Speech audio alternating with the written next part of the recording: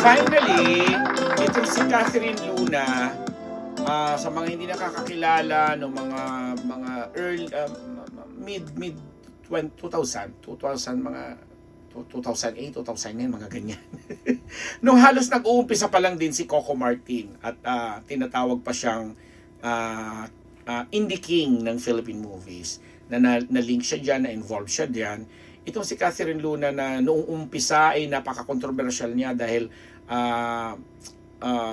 sinabi niya noon na nabuntis siya ni Coco Martin. At talagang si Coco Martin talagang gustong akuin yung bata. But anyway, ngayon pong bago matapos ang February 2025, eto na nga, nabalitaan natin lahat, nagkaroon siya ng panayam kay Julius Babaw dun sa vlog ni kapatid na Julius, at humingi siya doon ng apology at paghingi ng inilinaw niya, klinaro niya ang istorya ng namagitan sa kanila ni Coco Martin, at humingi siya ng patawad dito sa actor, director, writer, producer na to, na kaibigan din natin, at sinabi niyang ngayon siya nagkaroon ng lakas ng loob na ibulalas o kwento lahat ang totoong nangyari o pangyayari, kasi nga during the time na mainit na pinag-uusapan ng iskandalong ito, ay hindi daw niya alam kung anong kanyang gagawin, kasi nagsimula nga yan po nung magkasama sila sa ilang indie movies at naging magkaibigan sila, nagkaroon sila ng MU, kasi alam mo, bata-bata pa sila that time, nagkaroon sila ng tinatawag nilang mutual understanding, at may revelasyon pa si Catherine Luna na nakikitulog pa sa bahay nila dati si Coco, at yun na, syempre may nangyayari, pero nagkaroon din siya ng karelasyon na isang Chinese businessman ba or what, na after a while parang magkasabay ba or magkasunod na nagkaroon siya ng intimate na relasyon, at nalaman na lang niya 3 months after na buntis na siya. Kaya nalilito daw siya, hindi niya alam kung sino ang posible na nakabuntis sa kanya, kasi 2 lalaki yung kinikwento niya na during that time ay meron siyang intimate na relasyon. And nang mabuntis nga siya at sumabog na ito sa showbiz, at because si Coco Martin yung kilala na karelasyon o hindi naman ka-MU niya that time, yun ang itinuro niyang ama ng kanyang anak na ngayon ay siguro mga malaki na rin, mga teenager na siguro, no? Tapos kunento niya na nga doon na nung umpisa pa nga yung baby ay inaako talaga ni Coco na anak niya. Sinabi pa nga doon ni Coco, dahil akala niya na sinabi ni Coco na kamukha niya nung bata siya, kaya inassume na lang niya na baka nga si Coco ang ama, until such time na constant na yung pagdalaw-dalaw ni Coco sa kanila, mag-inis particular doon sa bata, na nagkaroon na ng bonding. And dahil nga sa mga intriga at skandalo na hindi mawala-wala during those days sa showbiz, itong si Coco nag-take ng opportunity na maghumingi ng permiso sa lola doon sa nanay ni Catherine na kung pwedeng ipa-DNA yung bata. And yun na nga, lumabas ang mas iskandalosong bagay na nang lumabas yung resulta ng DNA at napatunayang hindi naman talaga pala si Coco ang totoong tatay ng bata, na, di ba?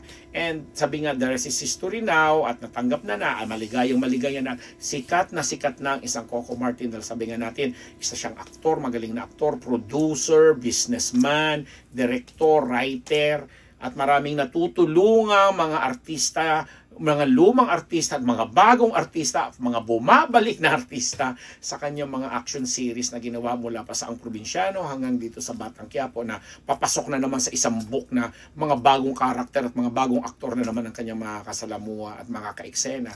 So, sa biglang paglabas na ito ni Catherine, syempre lahat may mga tanong, bakit ngayon lang siya lumabas, ano ang kanyang layunin, ano ang kanyang purpose, ano ang kanyang ano ang kanyang nais na iparating. But kami naintindihan namin doon sa naging panayam, kasi napanood namin na yes, nagkukwento lang siya ng isang pangyayari ng nakaraan ng kanyang kalukalukahan, dahil dala ng kabataan, dala ng kapusukan.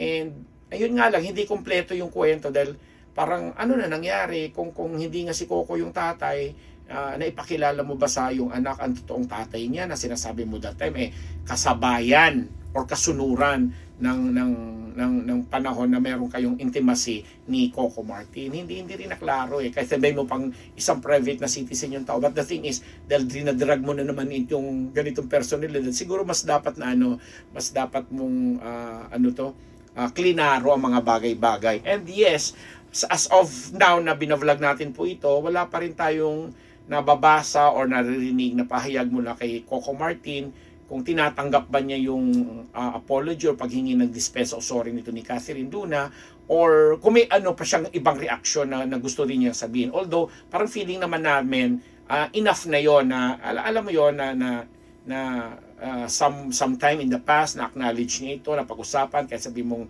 dala ng kapusukan or whatsoever, nagkaroon naman ng magandang, kumbaga ngayon ito yung closure na nagpa-interview siya sa isang Julius Babo at nailabas ang ganitong aspeto. But hindi ko alam, isang magaling na actress yan si Catherine Luna, dahil yung kanyang nung ilulunsad siya doon sa movie na Babae sa Breakwater, nakakuha siya ng hindi lang isang Best Actress Award doon, may international recognition pa siya sa pagkakaalam ko. Kaya lang, sabi nga niya yung mismo rin na dahil sa kanyang kalokalokahan, dahil ng kapusukan ng kabataan, mas prioritize niya yung puso niya over her career na sana maganda at maayos, kasi nga pinag-usapan siya at naging critically acclaimed naman yung pelikulang naglunsad sa kanya bilang actress. Diba, yun lang. So, from here on, kung magsasalita pa si Coco Martin, abangan natin yan. Pero sa mga Gen Z na hindi nakakakilala kay Catherine Luna, i-google nyo na lang siya. Kasi hindi naman masyadong kalayuan yung panahon na pumasok siya sa industriya. Kasi mga ano lang to mga 2000 something lang ito. 2025 pa lang naman ngayon. So, ano pa naman siguro yung mga impormasyon tungkol sa kanya. Yun lang po. Kami po dito sa Unbearable Channel ay nakikiisa lang naman po at nagbibigay ng aming opinion.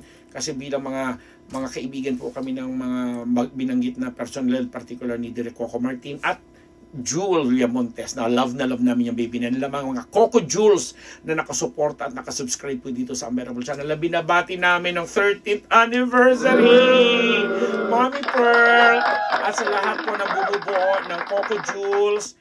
Happy 13th anniversary sa inyong lahat. Good luck and congratulations. More years to come pa po. O, diba? Uulitin ko, Mommy Jewels, Mommy Pearl at sa lahat ng mga kasamahan dyan sa Coco Jewels, happy anniversary sa inyong lahat. Maraming salamat ang inyong Papa Unbearable Ambet Nabus dito sa Unbearable Channel.